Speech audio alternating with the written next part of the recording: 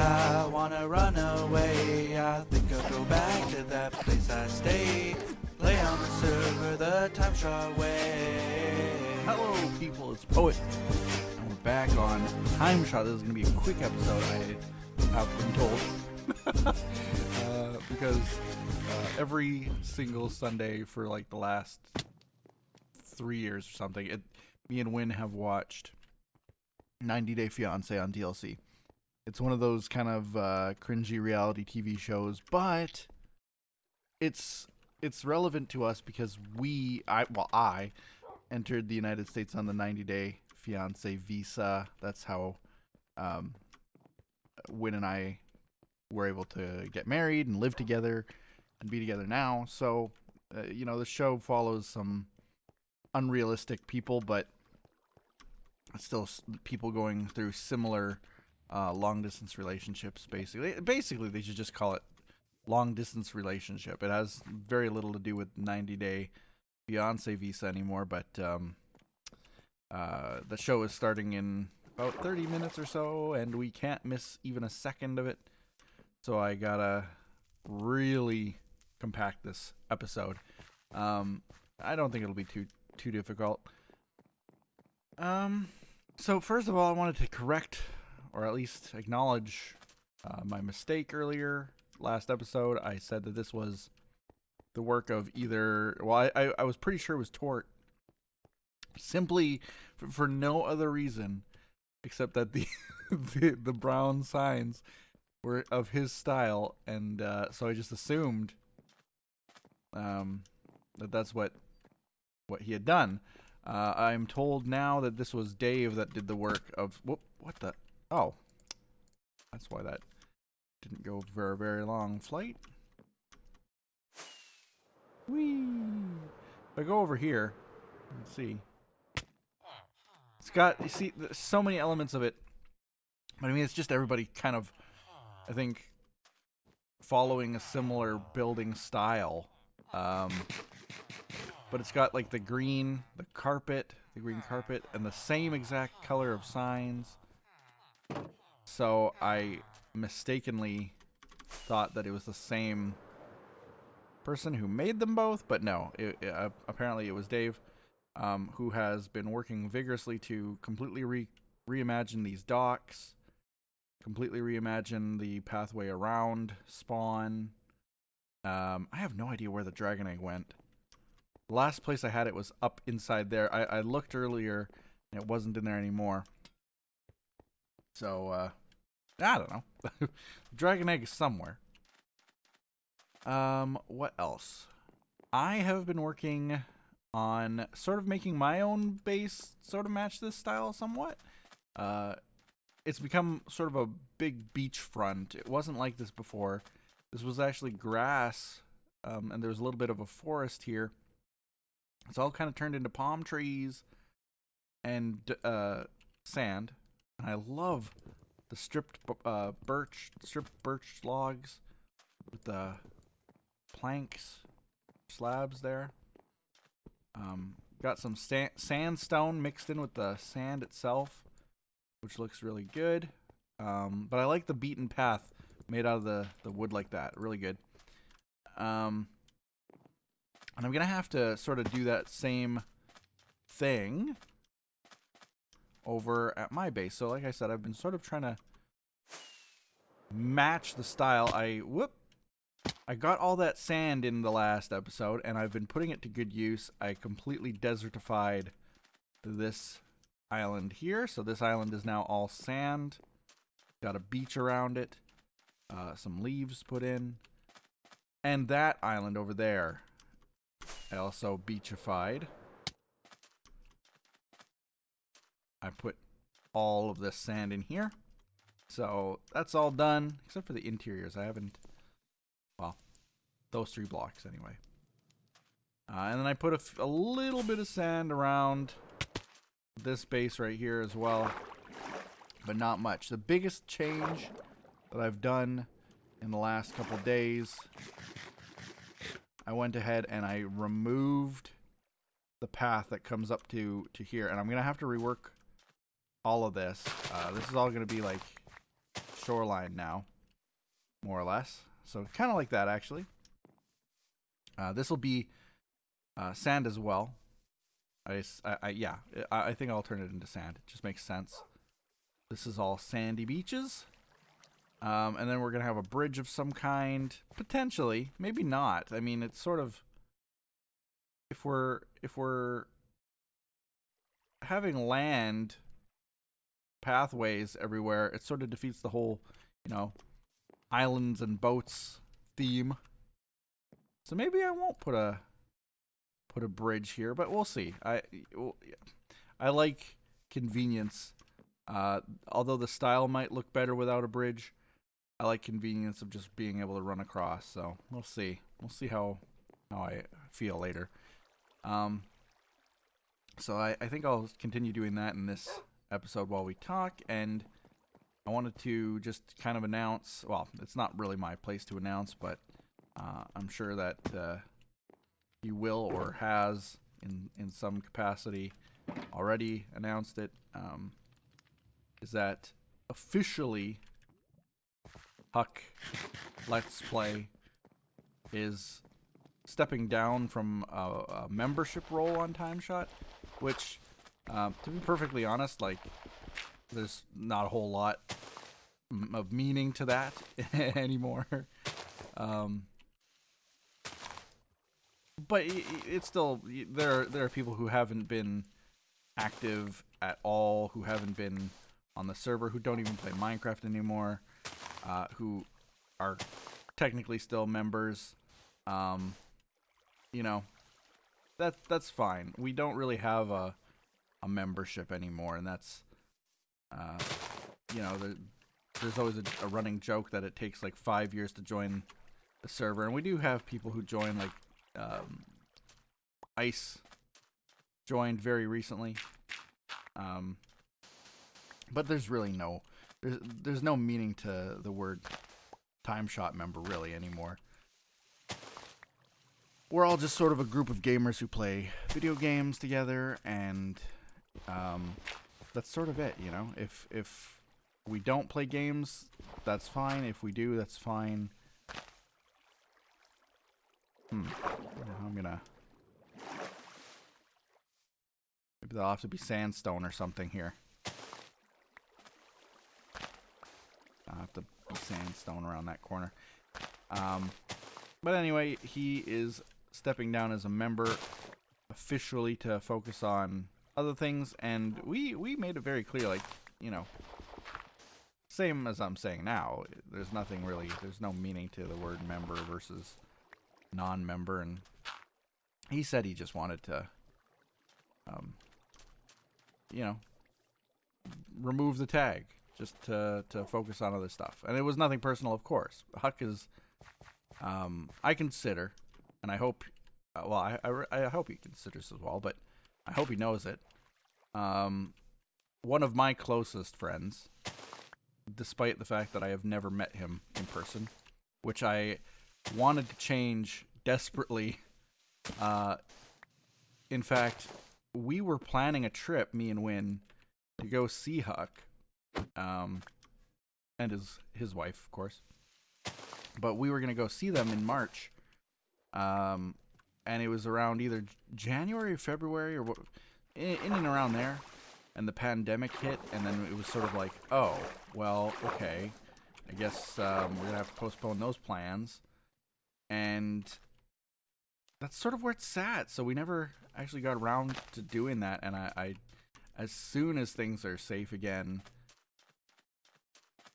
that's one of the first trips that I definitely want to do, is go and visit Huck, and just sort of hang out with him and his wife, and share some laughs, have good food, whatever you do when you go visit people, and I look forward to getting to do that. One of the things that people might not know about Huck is he is one of the most selfless, caring people that I know of, and that's why I consider him one of my best friends, because, you know, there's a story that I usually tell when I have to describe his character. Um, when I was moving to the United States, moving to the United States is not something that's easy. I know it's getting even harder with the current administration's immigration policies. It's potentially going to get harder to move to the United States, but it's not easy already. It's not a walk in the park, and it makes you feel like you're defending yourself, like you're a criminal, constantly, when it's, you just, at the end of the day, you want to be able to move to the country where the person you love lives. That's it. There's nothing nefarious about that. I know that obviously, rules are rules for a reason, and people can abuse the system. But what happened was, I have sand. What happened was I needed a sponsor to get into the country. Because when you move to the United States, you don't have a work permit right away. You don't have a work permit, so you basically have to promise the government that you aren't going to be a public charge, that you're not going to all of a sudden, like, move to the country and then start disability, or move to the country and start, welfare or something.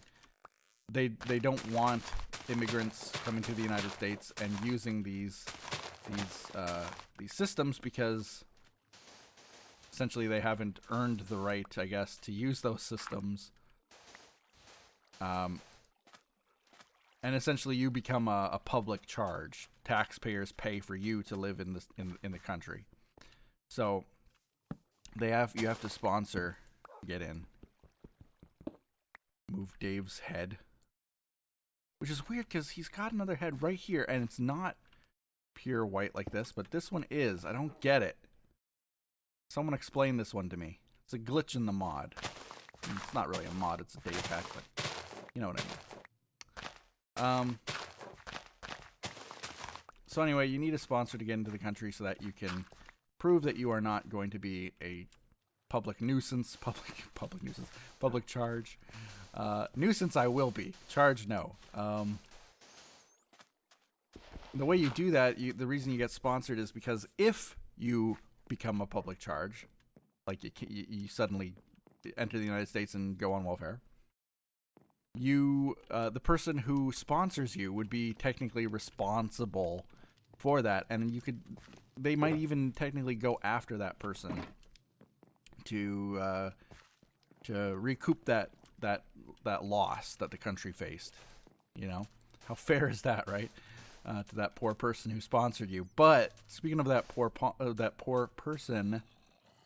that poor person in my case happened to be Huck, which to give you an idea about how much that meant, how significant that was, not just to me, but like what it meant for him to do that. The requirement is that you basically have to give the person who's applying access to all of your financial information, your taxes. You have to have a copy of their taxes. You have to have a copy of like their social security number, which if you're not an American,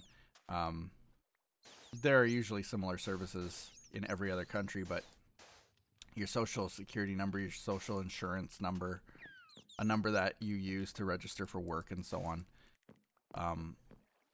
But he had to provide that for himself, for his wife, for me and his. He had to show like how much money he earned that year and yada yada yada. It's not just a, hey, you're a stranger, come and do this thing for me. It was a really big decision that he had to make to offer that to me. Well, I asked him actually, but it was sort of a last-ditch effort because, and to show you how big of a deal it is, my own family, I have family who lives in the United States. A cousin of mine, he moved to the U.S. about 10 years ago or so, and he is a citizen. He is a U.S. citizen now. He was born in Canada, same as me. Got married, same as me, but he went in. He had a work visa that he didn't get married and move here. He was working and moved here. But I asked him, "Hey, you're an American. Can you sponsor me? All I'll need is your social security numbers. I will need your tax information, but that's it. And, there's nothing nefarious about it. Obviously, I'm your cousin. I'm your flesh and blood. I grew up with him. The kind of person who I went to his house every day when I was not every day. Every Christmas, I would go to his house, around his family. I was very close with them. On my dad's side. And he said, well, he didn't say no, but he was like, I'll really need to think about it. And then proceeded to not get back to me in such a fashion so that, like, there are certain deadlines when you're moving to the U.S. that you need to meet. My interview date, for example, was something that was not flexible. And it was steadily approaching, and he was not giving me that information. My own family and Huck came through when my own family wouldn't, and put that trust in me, put that level of faith in me as a friend, and it's something that forever I will be. Well, I'll just remember it forever for the rest of my life. Like, that's not something that, I don't know if it means the same to him, but obviously to me, to be able to live where I live and be with my wife means everything to me. So to me, it's the biggest deal. So that's something that I'll never forget. Obviously, it means the world to me, and that's his character. That's Huck. He was able to put that kind of level of trust. Him and his wife, for sure, both of them. But just speaking about Huck in this case, he put that level of trust in me, and I mean, who else would do something like that? It was awesome. I know that a few other TimeShot members were certainly considering it, and I don't want to say to like make the appearance like, oh, how could they not have? But no, I appreciate every single person who considered it. Even it was a huge decision, and in no way do I think any less of anybody who said no, because I mean, I think about if I was in the same situation, would I have given my information out like that? Or I don't know. It's hard to say. I really don't know. It's a huge decision, and I don't expect someone to do that. But the fact that Huck did does mean a lot. That's his character. He's a really great friend of mine, and I do wish him all the best. Of course, he is still staying as a community leader, as all former TimeShot members are, if they're in the Discord, for example. And that still gives them access, of course, to TimeShot server if they ever so wish to record on here or be on here, just to be on here, to log in and look around. But he wanted to step down in membership alone, and so I think we all leave a good comment for Huck. Check him out, of course, on Twitch. He streams very, very regularly, mostly during the day, unfortunately, when I'm working, and I sometimes can't see it. But he streams very regularly. That's twitch.tv/HuckLetsPlay, and follow him there. Check out one of his streams. Have a good chat with him. He has his own Discord, of course, where it's super active. He's got a ton of great channels in there that are, like I said, super active. Probably more active than TimeShot's Discord, to be honest. But I wish him all the best, and I look forward to finally getting together with him as soon as I can. Huck, if you're listening, you gotta hold me to that. Ooh, man, this is almost dead. I gotta go kill some blazes or something. I got about 10 minutes left. So I just wanted to talk about that. Show my appreciation for him. Like, he always inspired me, which is, you know, a lot of people say through the years that I've been an inspiration to them, and they ask me all the time, like, who inspires you? Huck has always been pretty genuine. Always pretty genuine. He has been genuine. One of the nicest people that I know of. And, I mean, I don't have enough, I can't say enough nice things about him. He's inspired me to be a better person. He has inspired me to think more about the content that I create, in that, like, he's always had much more professional mindset towards content creation, definitely, than me, which is saying something.